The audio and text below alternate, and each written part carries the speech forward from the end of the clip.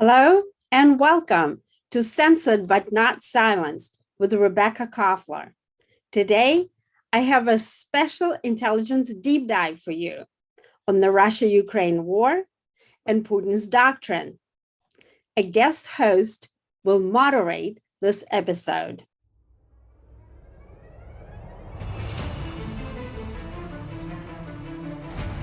Welcome to this special edition of Censored but Not Silenced, focusing on the Russia-Ukraine war and Vladimir Putin. I'm guest host Chris Cordani. I'm talking with Rebecca Koffler, the regular host, a former DIA intelligence officer and author of Putin's Playbook.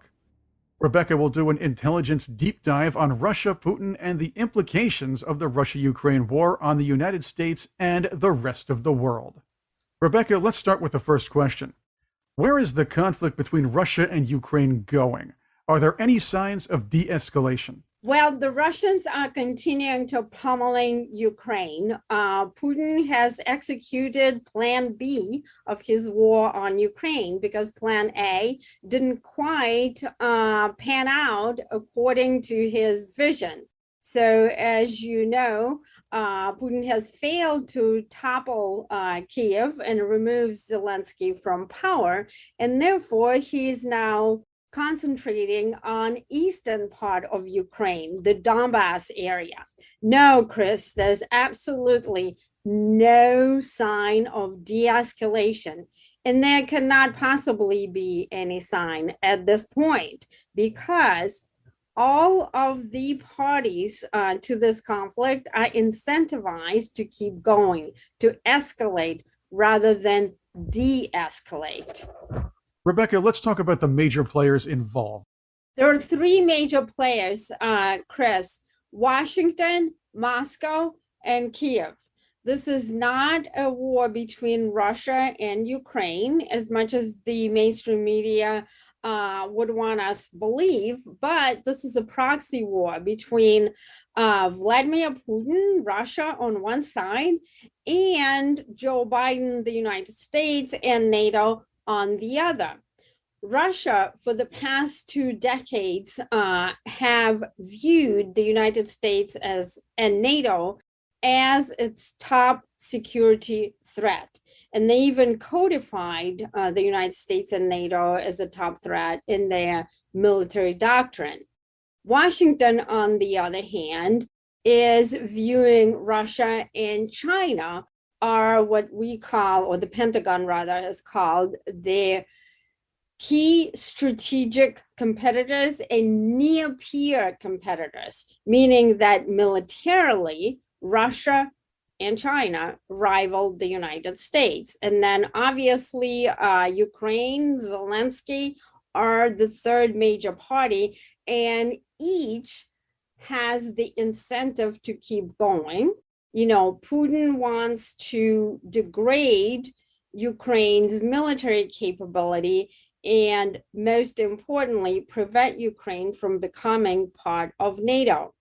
Why? It is because the distance between the NATO forces and, let's say, St. Petersburg, which is the second major city in Russia, has reduced from the time of the Cold War to today from 1,000 miles to 100 miles.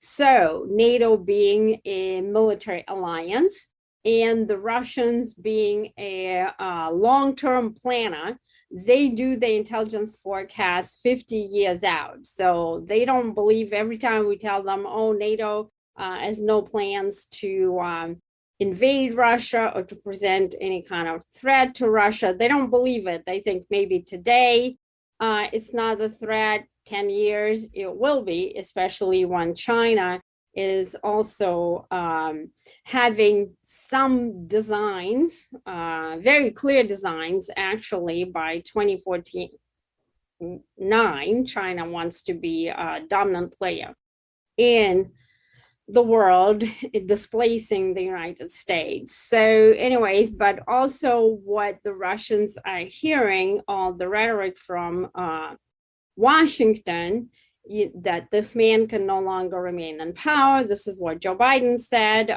Senator Lindsey Graham said, let's take out Putin by helping Ukraine, and rhetoric like that. So they are convinced that we are after regime change.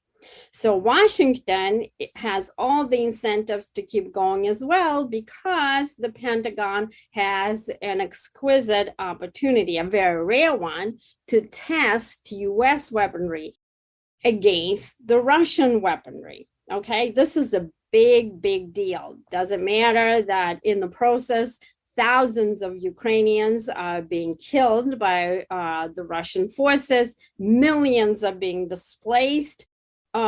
Washington is not de-escalating, and quite to the contrary, we keep escalating. And finally, Zelensky, who is emboldened by the type of support that Ukraine has been receiving, thanks to his superior acting skills, Chris. This guy is making translators cry when he delivers his speeches, and his main instrument in this war is his acting skills and ability to invoke emotions. Remember, this is what he has done as an actor. He knows how to read his audiences, and this is what Ukraine needs at this time because it's under attack. And so all we see right now is escalation, and there's absolutely no end in sight to this conflict. From your observation deck, who's winning and who's losing? That's an excellent question. There are no traditional winners or losers in this conflict. As far as, we are used to the definition of victory, right, in the West. But both sides have gained some accomplishment, have gained some victories. So as far as Ukraine is concerned, they are winning just by keeping going, Chris, because remember, they are fighting the second most powerful military in the world, or at least that's what the intelligence community has assessed. Russia rivals the United States as far as is military power. Okay, conventionally, the United States is much superior, but when you factor in nuclear forces, then Russia rivals US military, because when it comes to tactical nukes, Russia holds advantage specifically over the United States. We have 200, the Russians have 2,000. And this is why Putin is prepared to use nuclear weapons in this conflict, because his biggest fear is intervention of the United States and NATO on behalf of Ukraine. So when it comes to Russia, again, you're not going to hear it on any major network, because unless you are cheerleading Ukraine, you're perceived as Putin's puppet. So no military analysts at this time are providing sober, unemotional intelligence analysis. But Putin has had major strategic victories in this conflict. Here's number one. Even though, he did lose in terms of being able to topple Kiev, right? So he switched to strategy number two, where he is right now, basically just doing scorched earth, demolishing, everything in his view, destroying military targets, but also destroying civilian targets, annihilating civilians in order to place psychological pressure on Zelensky to give up the fight, okay?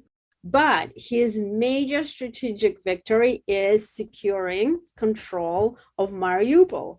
This just happened just a couple of days ago when Ukrainians surrendered to the Russian forces in Mariupol. about 1,000 plus Ukrainians defenders, Ukrainians fighters, surrendered to the Russian forces, and they were being hauled supposedly to the Russian territory and are being provided treatment. But here's the actual significance of that victory. Number one, Putin is right now blocking Ukraine's access to seaports, both Black Sea and Azov Sea. So he is strangling Ukraine economically. Ukraine's is highly reliant on exports of grain, and those grains are right now prevented by Putin from being exported via the sea. And the United Nations Secretary General himself has appealed to Putin to release those exports because 43 million people are expected to suffer from famine right now. So this is Putin's judo move, or asymmetric strategy, as he calls it. So that is significant. So if he can't beat Ukraine militarily, or rather NATO, because the entire Western world is fighting right now, including militarily. We provided tremendous military support to Ukraine. So then he's moving to asymmetric strategy. Reason number two why it is significant is because this is going to have long-term implications on Ukraine, and it gives Putin the key component of the much coveted land bridge between Crimea and Russia, and Mariupol and Kherson are just part of it. And significance number three is that Putin can claim to the Russian people this victory because the fighters who surrendered, the Ukrainian fighters, are mostly part from the Azov battalion. Azov battalion originated as a nationalist militia with neo-Nazi ties, and US government itself suspected for many years such ties.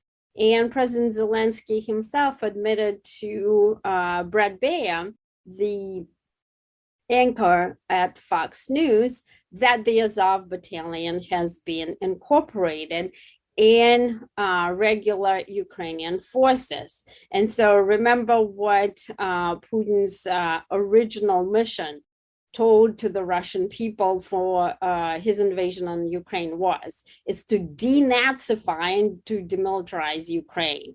Well, now that the Azov battalion fighters have surrendered, which, by the way, most likely my expectation that the Russians are going to go for the execution of those fighters because they're trying to designate them as terrorists. So Putin can claim this victory. So this is the status of losers and winners.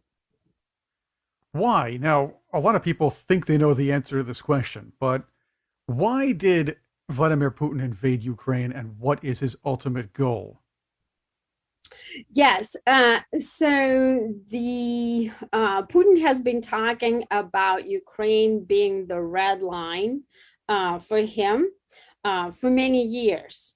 Right. And he's been warning NATO, the United States, the West at large, that he will respond. Usually he says something, cryptic, like we will respond with military technical measures and those kinds of things. Usually it means non-kinetic cyber attacks, space warfare. But now that there was a clear indication that NATO did want to invite Ukraine, and Ukraine did express very clearly and unambiguously interest in joining NATO, Putin actually had to call NATO's bluff, if you will, and launch this special operation, as he calls it, on February 24th. And that is, again, because the Russians have been watching what the United States and NATO have been doing for the past 20 years, and specifically the military campaigns that we conducted in Kosovo back in 1991, and the collapse of the Yugoslavia is something that made a deep psychological imprint on Putin, along with the collapse of and the death of Saddam Hussein, right? So our military operations, again, Kosovo, Iraq, Afghanistan, Libya, Syria. And so Putin believes that he's next in terms of the regime change, in terms of the potential removal of him from power. And so all of that rhetoric coming out from Washington, again, that he's committing genocide, that he can no longer remain in power. And that's just basically confirms what he believes all along. And so Putin said once, if a fight is unavoidable, you must strike first. This is why he conducted this preemptive operations.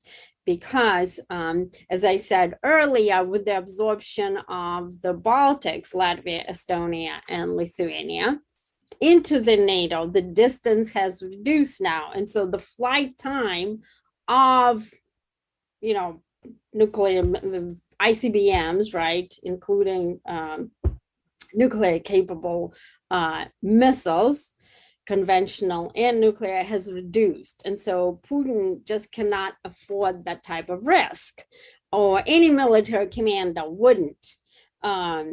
Let's say we reverse the situation, right? All Putin wants to do is invoke his version of the Monroe Doctrine, just like we wouldn't tolerate this type of risk on our borders, neither does Putin. The other side of the story, why he is fighting this war, is that he does have larger designs on the post-Soviet space. He does want to reverse the outcome of the Soviet Union's loss of the Cold War, and he wants to reconstitute a supranational state, not unlike the former Soviet Union. And so that's part of the bigger plan, and Ukraine is a key part of it. So that is why he's waging this war. Why Washington is waging this war is also the balance of power motivations, because we used to have a highly classified policy that's now in the open that stems from our ambition, our strategic goal to control Eurasia. Okay, so this policy stated that we're going to do everything possible to prevent Russia or China from that, for that matter, from emerging as a dominant power in Eurasia. And this is why we've been supplying weaponry to Ukraine and basically conducting this proxy war. And Secretary of Defense Lloyd Austin himself admitted that our goal in this war is to degrade Russia's military and to weaken Russia economically. So the Russians understand that a total war is being waged against them. And so Putin is not gonna, stand down in this case, because he's fighting for his survivability, and he's fighting for the survivability of Russia the way that he understands it, given our rhetoric, given our strategic policy document, and given what we're actually doing in terms of providing support to Ukraine, which is not just military support, it's actually real-time intelligence, which is unprecedented. At this point, we provided about 9.8 billion to Ukraine, with another 40 on the way, at the same time as the American people are actually struggling to find baby formula and to fill up their gas tanks. We are pumping in this type of US taxpayers' money into the country that is not even a NATO member. Okay, this is unprecedented. So this is why this war is being fought. Yeah, as you've mentioned, the U.S. is dropping some serious money into this, but should or should not the United States deploy forces to Ukraine to help the citizens drive out Russians from their land? That's a very, very difficult question, Chris. And the Washington establishment truly believes the so-called experts, right, who were ironically sleeping at the wheel for the past 20 years. They've missed every single possible signpost of what Putin was up to, because the intelligence record was unambiguous about the Russian threat, what Putin was up to. All of a sudden, now they woke up, and they believe several members stated very clearly, members of Congress, that we should intervene and put literally boots on the ground. I am firmly opposing this type of situation. Why? Because Putin will respond with nuclear warfare, or even will preempt this type of move. This is Putin's biggest fear, because conventionally we're so much superior that Putin would lose, like in, if he were to fight this fight conventionally between the United States and Russia, with the United States and NATO, he'd lose it in less than 72 hours. And so he knows that, and he's prepared to wage nuclear warfare.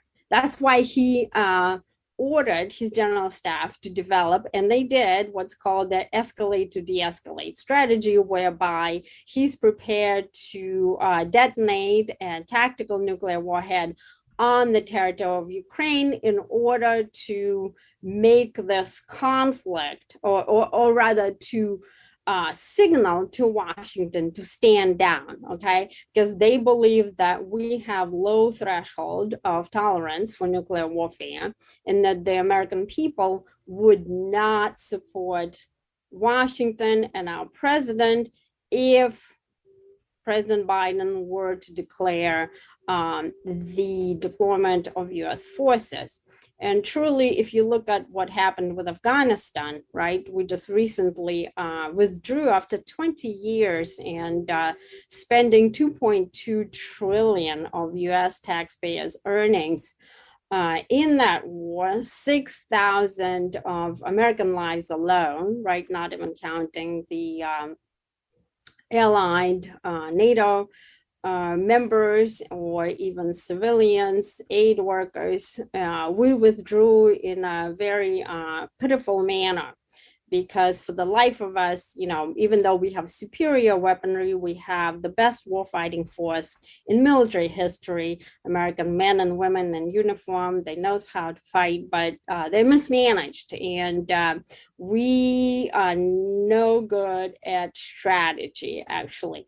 And so Putin knows that, and this is why he has practiced nuclear warfare. He trained his forces. He himself practiced pushing the nuclear button. He does it regularly, at least every year, possibly more. And that's his trump card. So knowing all that, as a former DIA intelligence officer, I participated in multiple war games, and in every single war game, the blue lost to the red, blue being US and NATO force, and Russia, red being the Russian force, because the Russians used nuclear warfare, okay? And at that point, we stopped the war game. Well, right now in real life, Chris, we can't stop the conflict. This is not a war game. And this is why I believe it would be catastrophic if the United States actually did get involved as an active combatant beyond what we're already doing with boots on the ground. So this should not happen. Here's an interesting factor, or possible factor, Rebecca. Can you comment on Vladimir Putin's health? The possibility and claims have been reported that he's very sick and maybe terminal. And this has been revealed through mainstream sources, or at least reported through those sources. Does Vladimir Putin have a serious illness? So you're right that there've been a lot of speculation in all kinds of open source media about his health. So the intelligence record is not conclusive on this issue, Chris. So what I can say is that I do not rule out the possibility that Putin does have a serious health issue, including possibly cancer. What we do know from the intelligence standpoint is that there has been an oncologist who's visited Putin multiple times. Between 5 and 9 cancer doctors have been traveling with Putin in the past since like 2017, between 2017 and 2019. I do not rule out the possibility that there's cancer, but what I'll say is that the media sensational stories exaggerate the situation with his health. I have watched very, very carefully Putin's last appearances, public appearances. And yes, he's been more puffy. He's looking more puffy than maybe 2 years ago, but he's not, you know, he doesn't seem like he's about to kick the bucket, if you will. And in fact, I think we should be preparing really for this person to be in charge at least until 2024, right? And possibly even 2036. And another piece of data that I want to bring up here is that Putin's popularity rating is skyrocketing. It's at 83% right now. Well, 82%. It dropped last month to 1%, okay? But it did skyrocket after Putin's invasion of Ukraine. And Americans truly are really shocked usually when I cite these numbers. But remember, Russians don't think like Americans, and Putin doesn't think like a Russian. He's not crazy. He's not mentally unstable or insane. He's a typical Russian authoritarian, a former KGB officer, and that's the kind of person that the Russians prefer, because remember, Russia is a country that whose history is war-torn, right? All the wars came, with the exception of one back in 2038, when the Russians were attacked by the Mongol Tatars. All the other wars came from the West. And so that's why they want somebody like, like Putin in charge, who will protect them. And truly, Putin has done wonders after the collapse of the Soviet Union back in 1991, and the so-called democracy came to Russia. But it's nothing, of the sort, right? The Russians call those times the damn 90s, because that's when the oligarchs grabbed everything, and basically robbed Russia. So the Russians have a very, very terrible time with democracy. They don't believe in it, and neither do Ukraine. Ukraine is not a democratic country by any stretch of the imagination either, despite of what you hear in Western media. So they do want Western support. They do want, to receive assistance.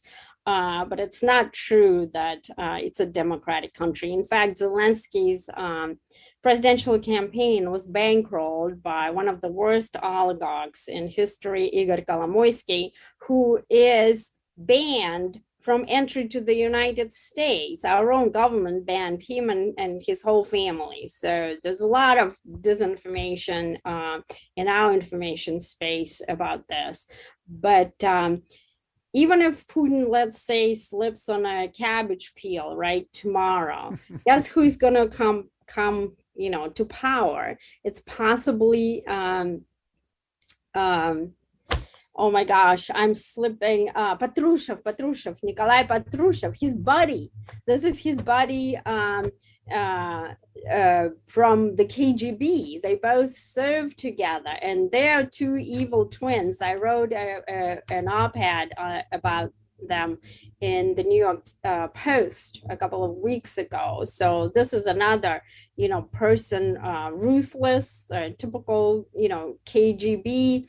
And guess like every single time Putin was elected as president, which is 4 times by now, guess who was the runner-up? It was always a communist, somebody who would be even worse than Putin, if you can only imagine. So Washington needs to really learn how to deal with these, authoritarians, these types of gangsters like Putin, like Patrushev, instead of hoping that a regime change would bring, somebody like, I don't know, like Justin Trudeau. This is just not how the Russians think. Okay, so no, we should be prepared that Putin is going to stay in power at least for the next 2 years and possibly more. There's no terminal illness that he has. To that point, though, Rebecca, again, this is partially being reported, or at least the scuttlebutt of this idea has been thrown around in some news sources, some mainstream and some not so mainstream. So take this with a grain of salt. However, since I had seen it in major publications, what would it take for the Russian people, or better yet, perhaps some dissenting or maybe opportunistic members of the country's oligarchy, to stage a coup to remove Putin from power? And what are the chances that could actually happen? I would give it, Chris, 0.1%. Okay, this is again sort of this is Western thinking, American thinking, because we just can't wrap our brain around how can such a villain possibly be tolerated. And not only tolerated, he's actually, according to the polls, is appreciated by most of the Russians. Not all, don't get me wrong. There are some people who are out on the streets, demonstrating they are anti-war, but the majority of the Russians either do genuinely support Putin, and somebody like him. Ironically, the popularity of Stalin is now skyrocketing as well. Okay, so this is the same culture that produced Ivan the Terrible, who killed his own son, and Joseph Stalin, who murdered millions of his own people. Okay, so there's no coup that we should be expecting. The people around Putin, they call it siloviki, which means literal. There's no literal translation, but it means securocrats, right? These are the former intelligence operatives. Patrushev, who is the head of Russia's Security Council, who's a longtime KGB officer. Bortnikov, FSB Director Narishkin, SVR, Russian Foreign Intelligence Service chief. They are all in cahoots with Putin. Putin did not just on his own make this decision to invade Ukraine. He didn't develop the whole plan that I describe in my book that I wrote, Putin's Playbook, Russia's Secret Plan to Defeat America, which spells out actually the 5 key instruments of Putin's doctrine and his top secret war plan. Okay, he didn't do it on his own. His general staff did it. The top military organization within Russia. Okay, so no, there's a long gap between like these theories that somehow he's going to be removed and of it actually happening. The oligarchs, they have no power. B, they and you know what's been recently happening with oligarchs, right? A bunch of them were found, dead in their own homes. Yeah. So yeah, I wouldn't hold our breath on that one. Rebecca, here's a question. Citizens of several countries are asking, will Vladimir Putin strike Ukraine, Europe, or even the United States with nuclear weapons? There is no plan in this war to strike Europe or the United States with nuclear weapons. Okay, here's a caveat. The doctrine that was developed on Putin's orders, called escalate to de-escalate, is specifically targeting a post-Soviet country such as Ukraine, on whose territory there's a conflict. So today, there's a conflict on Ukrainian territory. And yes, I do not rule out the possibility.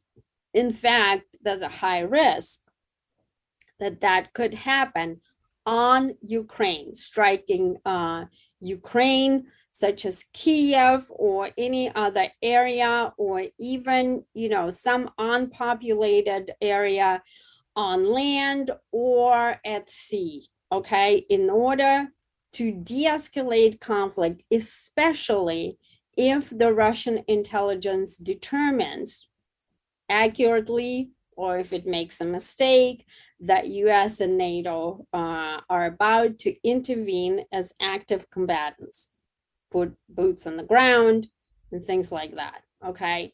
Now, if nuclear war starts, what wargaming has indicated to us, it can escalate very rapidly.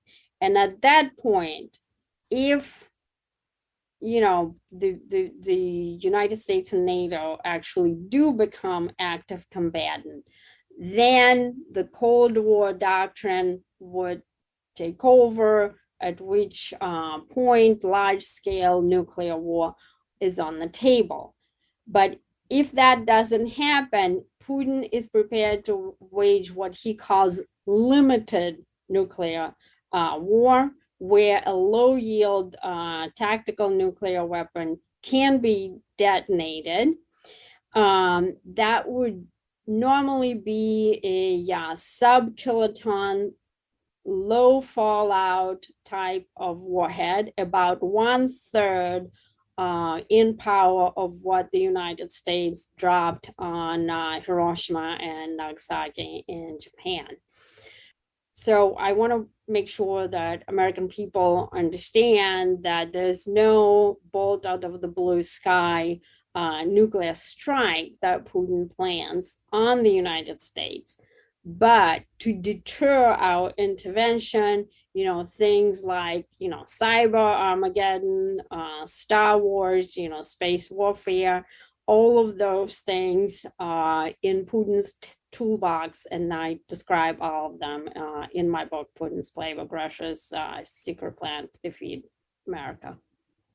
What are your thoughts, Rebecca, about speculation Putin might go after Poland or other NATO countries in other ways, not necessarily with the nuclear weapons? Right now, again, Poland being a NATO country is not on the target list. And that is because, as I said, NATO conventional warfare is Putin's biggest nightmare because of the superiority of US and NATO's weaponry. But Putin has always targeted, Russia has targeted NATO countries with non-kinetic means, such as cyber attacks and such as covert operations, clandestine operations to sway the elections, to develop some sort of compromat, which is compromising information on European leaders so that the Russians can blackmail them and recruit them as spies, something similar to what we have a situation here with Hunter Biden being, in a situation where he's blackmailable by China and by other foreign entities and foreign persons and organizations. So this is the type of tactics that the Russians always use, and we can expect that to continue happening. Rebecca, taking from what you know about Russia, Putin, the oligarchs, war games, the psychological makeups of Putin, Zelensky, and perhaps even Joe Biden, how do you see this conflict ending? There are three possible scenarios that I see, Chris. Number one, de-escalation. I am hoping that cooler heads will prevail, that Washington and Brussels understand finally that we're playing with fire here. We're playing with a man who is determined to prevent Ukraine from joining NATO, hell or high water, and he's ready to use nuclear weapons to make that happen. And Pentagon finally, I'm hoping, will hear Putin's signals, if you will, to de-escalate. Believe it or not, and you're not going to hear this and or read it in Western media, because nothing that is that can be even remotely perceived as positive about Putin, you just can't even place those things to be published. But there have been three signals, Chris, recently, that Putin wants to de-escalate. Number one, Prime Minister, or rather Foreign Minister Sergei Lavrov recently mentioned the ending of special operation that, and he used some, typical propaganda, saying something like the war for unipolar world will be ending. But the key is that he said the completion of this special operation, which was the first time that a senior high-ranking Russian official mentioned. The second signal came when Putin held a summit for something that's called CSTO, the Collective Security Treaty Organization, that met on Monday. CSTO is Russia's version of NATO, and it was created as a counterweight to NATO.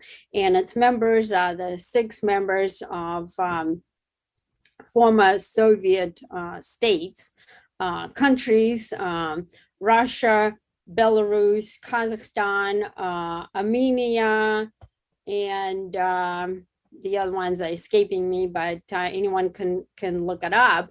And so in the joint communique, CSTO wrote that they want to have practical collaboration. I quote, practical collaboration with NATO. That's another, kind of the white flag type. And then the final one was when the Russian Ministry of Foreign Affairs stated that Putin is ready, or rather Russia is ready to talk about releasing the blockade or unblocking Ukraine's access to seaports and releasing those grain exports if the West is willing to talk about removing the sanctions from Russia. Remember, Europe and the United States placed draconian sanctions on Russia in hopes that it will change Putin's behavior. They sanctioned all kinds of defense industries, intelligence services, individual people, all the way to Putin's ex-wife and his current girlfriend and mother of his 3 illegitimate children, the former Olympic gymnast Alina Kabaeva. None of those things, the sanctions, are going to change Putin's behavior or make him stop his war on Ukraine, because economic concerns and security concerns are 2 different things from Putin. But they are doing their job of weakening Russia's economy, and Putin wants those things removed. And so Putin cannot come out, him being the proud KGB officer and a villain, and especially knowing that there's no off-ramp to him. We called him a war criminal, and several senior U.S. officials stated as much. There's no offer to him, so he can't come out and say, "Okay, I'm giving up." But he's signaling this because he has secured strategic gains, as I said earlier. He has built. That the land bridge is almost complete, right? That's what he wanted. He blockaded Ukraine's access to seaports. That gives him the opportunity to weaken Ukraine's economy. So technically, he can give up at least this phase right now. He can put a stop to it. And so if we, the United States and NATO, wanted to, we could hear his, and I don't know whether it's intentional or unintentional. Again, we're just happy to test our weapons. I know it sounds cynical, not me personally, but the Pentagon is very happy to use Ukraine as the place of where the conflict is taking place, so that we can degrade Russia's military and economy, as our own SecDef admitted. So that's scenario number one. Scenario number two is this conflict continues and it turns into a grinding, protracted war, similar to what we experienced in Afghanistan. It could go on for years, 20 years. Or a third and probably the most catastrophic scenario is that Putin will go ahead and use a nuclear warhead that he would detonate in Ukraine, or an EMP strike, an electromagnetic spectrum strike that the Russians do have the capabilities, specifically the Iskander missile that is being moved right now closer to the Finnish border.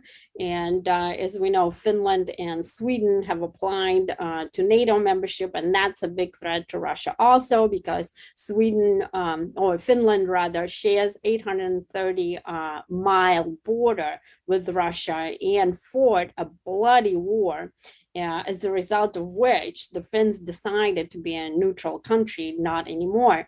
So, but if Putin uses Iskander to pop an EMP strike over Ukraine, it can fry all electronics and destroy command and control, or a nuclear weapon. So at that point, I can't predict what can happen, because it can escalate all the way into World War III. We pray that that does not happen, but these are the top three scenarios that we could expect. Follow Rebecca Koffler on Facebook, Twitter at Rebecca0132. That's her Twitter handle, at Rebecca0132. Her website, RebeccaKoffler.com. That's where you can find links to her book, Putin's Playbook. And if you haven't already, please subscribe to Rebecca's channel on YouTube. Keep up with her censored but not silenced show and intelligence updates. Also, hit that big red bell to be notified as each video goes up. Once again, I'm Chris Cordani. Thank you for viewing and listening to this very special edition of Censored but Not Silenced.